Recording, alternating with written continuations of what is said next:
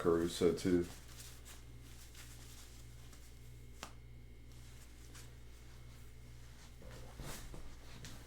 Sorry, had to get that out. I had to get that out of the way. What's up, YouTube? What's up, Lakers Nation? I kind of started doing these little podcasts for the Steelers, and I'm a huge LeBron fan. Therefore, I'm a Lakers fan, and figured I'd go ahead and do a little podcast for this one too. This will be real short. I don't have a whole lot of insight on this season. I'll be honest with you. I've been really locked into football, but it is opening night, and I had to get on here and get on the record before the first game is played and say not only do I think my Los Angeles Lakers, my LeBron Lakers, are going to not only make the playoffs this year, I don't see them being any lower than the sixth seed. I know the West is stacked.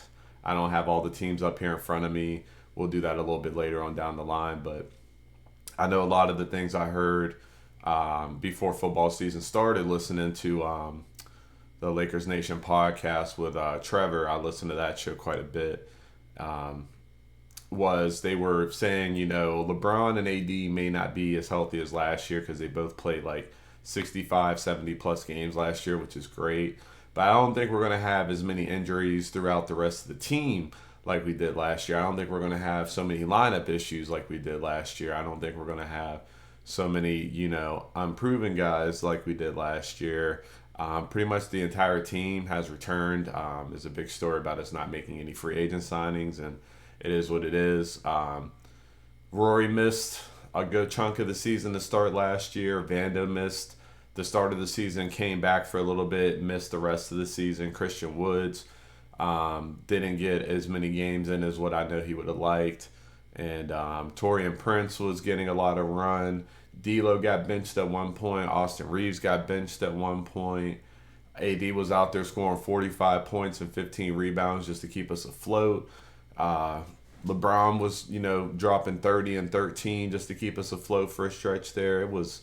Last year was a bit of a rough year as far as everything around our superstars. Superstars finally were healthy again, and just everything else kind of was a bit unfortunate. But looking at our roster, like I said, it's pretty much exactly the same as last year. Max Christie's going to have a bigger role. We gave him a bag. AD is going to have another monster season. I really hope he gets Defensive Player of the Year this year. I think he should have got it last year. I think he should have got it not the year before, but the year before that. Since he's been a Laker, there have been about 3 seasons where Anthony Davis legitimately should have won Defensive Player of the Year, and he just didn't. I think it was that year, the first year when Giannis won it, I believe, is the other one I'm referring to as the third.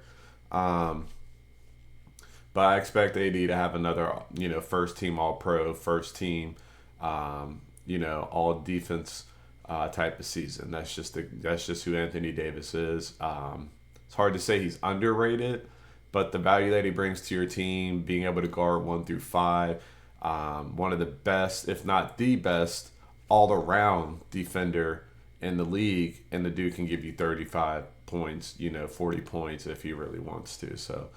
AD is going to have a huge season. Rui's going to have a big season. He put in a lot of work last year. It's well documented. Him and LeBron were working a lot. He gets hurt. Darvin Ham just doesn't play him as much as what he should, playing him out of position. I think he's going to have a big year. Jackson Hayes, with Christian Woods out, I don't know how much they're planning to play Jackson Hayes, but I would say it's going to be a decent bit. He's a hustle guy. He's a rim roller, high flyer. He can play defense, but he's not a defensive specialist. But he is a big body with a high motor. So put in the opportunities in positions to win. I think he'll take advantage of the opportunity. Jalen Hoods-Skafino, I don't know how much they're planning to play this guy this year. I think the foundation's there. He's 6'5", but you could see watching the preseason. He missed Summer League with the injury, but in preseason, you can see he still needs a little bit of work, but I think he's going to be solid just his size alone. But give him another year or two.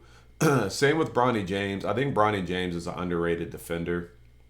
I think he is an NBA capable defender. I think he's an NBA capable player. I just think everything's moving really fast for him because he only had 1 year of college, and he had he had the heart issue. He missed a lot of time, and I personally thought he was should have went back to school so that way he could kind of work his way back into shape and rise up his draft prospects. But I mean, if your dad's LeBron James, you can get drafted now and then learn while you're in the NBA getting paid.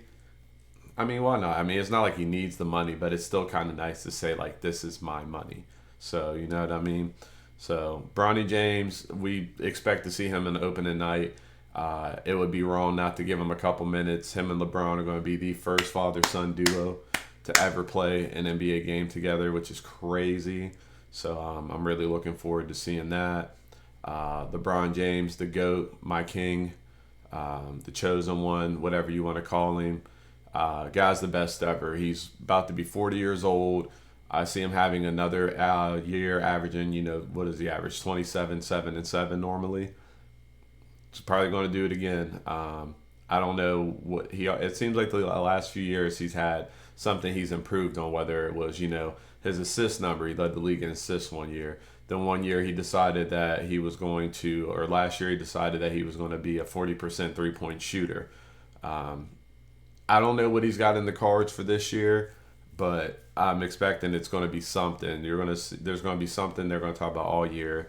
LeBron in year 22 has career high in this. It's going to happen. So LeBron, I don't see any slowing down. The man could probably play another 5 years if he really wanted to. I think he's going to play until Bryce gets in the league. To be honest with you, that's my opinion, and I'm all here for it. Dalton Connect, man, dude's a flamethrower. I did a video about him back in the summer whenever we drafted him and was looking into him. The dude, he's 23 years old. He's 6'6". He's just the moxie. Like these two white boys we got between Dalton Connect and Austin Reeves, two completely different two different personality types, two different players. But man, are they both cold? Are they both good at what they do? Dalton Connect, he's a good shooter. He can drive to the hoop. He can dunk. He can play defense. I don't think he's a high level defender, but with the size alone, dude can hold his own. He's got an attitude and he's not scared of the moment. So I get it was just preseason, but it was still fun to watch. It looked a lot like his tape that he had at Tennessee, and I think he's going to play a huge role. I'm pretty sure J.J. Redick came out already and said that Dalton Connect is going to get major minutes, and I think he should. The dude's a baller, and he may be the best rookie that LeBron has ever played with outside of like Norris Cole back in Miami. This dude has a chance to really be it. That was a solid draft pick, and the dude is a sleeper to be, one of the best picks out of the whole draft. Christian Kolko, I can't pronounce his name. I know we signed him not too long ago. I think he was signed when Christian Woods was sidelined, and the dude's got a lot of size. I'm not going to sit here and act like I know a lot about him, but he says he's 24 years old. He's 7 foot tall out of Arizona, 230 pounds. If we need somebody, which I feel like a lot of times, AD being our center, I get it, but I don't know if a lot of you remember that death lineup from our 2020 year, where we would start with either JaVale McGee or Dwight Howard at center, AD at the power forward. Then as the games progressed, depending on matchup, we would put AD at the center, get another shooter on the floor, or get like Caruso on the floor, and we were just unstoppable. But that was like our card, like that was like almost like our get out of jail free card. That was something we used. I don't want to say in emergencies, but when it was time to win. I just don't think you always have to play that card all the time. Let's get another big on the floor. Let's let AD play off, play in this dunker spot and roam a little bit, especially if we're playing Joker. Put a big man on Joker, just make him work, and just have AD lurk and just have him be annoying. I just don't think it's that hard. So anyway, I just brought all that up because this dude's a big body, but Quincy Oliveri, I don't know a whole lot about this guy, but I've been hearing a lot about him. the Who the Fuck is Number 41 went viral. He was on Cam and Mesa's show. What's that? Is it Come and Talk to Me or um, and then Stat has a show off of that where she did an interview on this guy. I like him. He's got good energy, good personality. Seems to be a hard worker. He's just a kid, and I think that this dude he could potentially actually make the team. Well, I mean, he's already made the team, but the dude, he's got skills. Basically, what I'm trying to say, he's got skills, and we might actually see this guy on the floor here and there. So shout out to him. Another young guy. I love to see, the young guys get an opportunity and hope they make the most with it. And he damn sure did in preseason. So hopefully that continues. Austin Reeves, Hillbilly Kobe, I love Austin Reeves. There was a debate who's the better player, him or Caruso, when he really came onto the scene. And there's just no comparing the two. They play two completely different games. Like, it's even more so different than Dolan and Austin Reeves because they're both more of offensive players. Where Caruso, that dude's all defense, but he can put the ball in the basket and he is a clutch player. Don't get it twisted. But Austin Reeves, man, I love Austin Reeves. He's just such a humble guy. He's so hardworking. In the playoffs, we know what he does in the playoffs. There's not much you can put above a player who shows up when it matters the most. Like that's, in my book, that's a premium. If you show up in the playoffs, if LeBron can pass you the ball and trust you to score and make the right play, that means everything. So Austin Reeves, he's a future All-Star. I don't know if it's going to happen while LeBron and AD are on the team.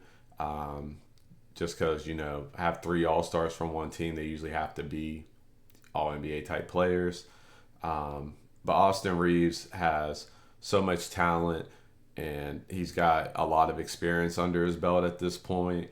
And I don't really think there's much needs to be said about him more than that. Austin Reeves is a bona fide baller. Cam Reddish, man, this was one of my favorite players coming out of Duke. It was him, Zion, and J.J. Barrett. I thought Cam Reddish was going to be the best. Unfortunately, that hasn't panned out, but I think this dude can really be a solid NBA player. He can continue to be a very solid NBA player. I was excited when we picked him up. I thought Darvin Ham may have showed him a little bit too much favoritism just because of his defense. But I like seeing Cam Reddish on the floor. There's going to be minutes available for this guy without Taurean Prince being here. He's a big body. He can shoot when he's not consistent with his shooting, but he can shoot. If he can get his percentages up from three, he's going to be a dangerous player. So shout out Cam Reddish. He's still holds high regard in my book, even though he makes me a little bit nervous when he's on the court for my Lakers at times. D'Lo, what a controversial person here, man. Not controversial person, controversial player. Not controversial person at all, except for the one thing, but we won't talk about that. D'Lo, I love D'Lo. I really do. I watch his podcast. He came out with the blonde hair this year. I don't know if that's to make a statement or what, but I know a minute ago I said, you can't really put much above a player who shows up in the playoffs. We know D'Lo's issues have always been in the playoffs, but I think it's just a mental thing, bro. The dude will average 18 points and like 7 assists throughout the season and shoot 40% from three. And in the playoffs, it just doesn't. I mean, he has a good game here and there, but it's just not as consistent. So I think D'Lo could, be the piece to help put us over the top in the playoffs. If he's firing, Austin Reeves firing, and then, we get maybe a Roy or, in this case, maybe a Dalton Connect, somebody else to come along with LeBron and AD, that would mean everything. It would literally mean everything. You see some of our games we lose by, a couple points, or we're leading the whole game and we lose at the very end. A couple points here and there makes all the difference. So unless somebody comes with like the perfect trade, I'm not giving D'Lo up for nothing. I'm not giving him up to get worse, just to get him off the team. It just doesn't make any sense. Armel Traore. I don't know this guy. I'm not even gonna lie. Number 94 really stands out. I remember seeing him on Twitter because he's number 94. I said, "Who the hell is wearing number 94?" Oh, excuse me. I can't really say a lot about the guy. No disrespect. I'm just not familiar. Hope you ball out this season, whether that be with the main roster on the G League. But shout out to him. Jared Vanderbilt got to get healthy, man. One of our best defenders. Like outside of AD, he is our best defender. Outside of AD, and maybe Jackson Hayes, best rebounder as well. I know he's worked a lot on that corner three. I'm excited to see how much progression he's got on that. But the dude's 6'8", he can guard 1 through 4, 1 through 5 if they're playing a small ball 5. So I hope Jared Vanderbilt comes back. I think he's extremely underrated for what value he brings to our team. And I just think recency bias, us not seeing him as much as what we would like, has really affected how people perceive him. Because remember, he didn't even get, I don't think he even got to play against Denver. I think he got to dress, him and Christian Woods got to dress like the last game or two. And Darvin Ham said, nah, I know we're down 0-3, but nah, we're not going to add anything. We're not going to shake anything up. Not try to give him any different looks. Nah. So, Jared Vanderbilt, I'm excited to see him make his way back to the floor. Gabe Vincent, yeah, I'm not going to say anything negative about Gabe Vincent. We know he only played a handful of games last year. I was a big fan of Dennis Schroeder, going back to the defensive thing, going back to the chemistry thing, going back to showing up in the playoff thing. That was all Dennis Schroeder's MO, the attitude, the ice in my veins. He picked that up from D'Lo, and the whole team just loved doing that. And he was one of the first players I think of when it comes to the ice in my veins, even though it's D'Lo's celebration. But I hope he has a good year. If he can get some resemblance of his shot, just any resemblance of his shot at all, play some good defense, I'll be happy. But I'm gonna be watching out for Gabe Vincent because it's a bit of a tough task there, replacing Schroeder. And finally, Christian Woods, man. I think Christian Woods, I use him a lot on 2K. The dude is a big body. He can rebound. He can shoot. That's today's NBA. He's only 6'8" too, which is kind of crazy because I think of him being a lot bigger, like a 6'10". But Christian Woods, I think, has a lot of value, especially for what we signed him for. I think Christian Woods needs to get a lot of minutes. I think Christian Woods can actually help, take our team to another level by having another floor spacing big man on the team. Like, come on, like, I don't know, but JJ Redick, I know he's never coached before. I listened to him and LeBron's podcast like everybody else did, I'm sure. The dude knows basketball. He's very passionate. He's a bit of an asshole, which can be a good thing in the coaching world, as long as you know how to control it, when and when not to use it, and how to use it to push guys or push the right buttons for be other players, opponents, refs, whatever. It can be an asset, but it can also be a liability. So I've been seeing a lot of different videos on the offensive concepts that he's used, and I'm not going to sit here and act like I'm a basketball genius. I don't. I know pick and roll. I know ISO. I know when I see good basketball, but I don't always know what different shit means. Down screens and wing screens and this and back cuts and that. I know what all that simple terminology means, but I don't know. It's like he's running a screen, and that screen's a fake screen to set up this screen over here, which is the real screen. And then on that screen, there's two options. One can roll to the cup. One can pop out to the... Bro, I don't know what the hell any of that means. And that fact and right there let me know that this could possibly work, because it is above a casual person's knowledge, and everything we did last year was very casual. So, and one person I wanted to mention that's not on here, Colin Castleton. I believe this is going to be his third year. I believe he was an undrafted free agent as well. He's a center. He's a big boy. and he's got very good touch on the ball. I don't want to say he's a 3-point shooter, but he can hit mid ranges. He can shoot floaters, which is kind of strange to see a big man shoot a floater in the lane. But he can shoot floaters. That's in his bag, and he can really pass the ball. He can be like JJ Redick said, an offensive hub, like he wants Anthony Davis to be. That dude is the definition of an offensive hub. A huge body, can see across the whole floor, can hold the ball up high and tight where nobody can just go around and just smack it, and he can make a right pass. He can make the right pass, and he is a naturally gifted passer. So I would love to see him on the active roster a few games this year. I would love to see him make the regular roster. I don't know if that's going to happen or not, but I've been a big fan of Colin Castleton since he joined the Lakers, not last season, but the season before. So I wanted to give him a shout out, and I really hope to see him on the floor. But I think that's about it. The game starts in about a half hour. So I want to go ahead and get this out here so it can be out before the game actually starts. But I do think that the Lakers are going to win 50 games this season. I don't think that's a far stretch. I think we won like 46 last year. I expect us to be better. So I want to say 50 wins. We're going to get 50 wins, and we're not going to be any lower than the 8th seed. LeBron and AD, of course, are going to make the All-Star game. They're both going to make All-Pro. Anthony Davis is going to make defensive team as well. And we're going to be rocking and rolling, man. I think this is, it may not look like a championship team on paper, especially with some of the acquisitions that other teams have made. But I think there are ways that we can creatively reconstruct this roster by making some small moves.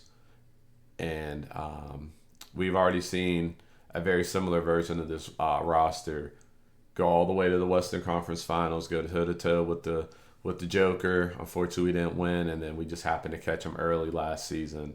So I think we could be a tough out. I think we can make things real scary for a lot of these top end teams. So let's go Lakers. Let's go Bron. Let's go AD. The rest of the guys, and let's win some games. Let's make this a fun year. All right, I'm out of here. We'll catch you later, Lakers Nation.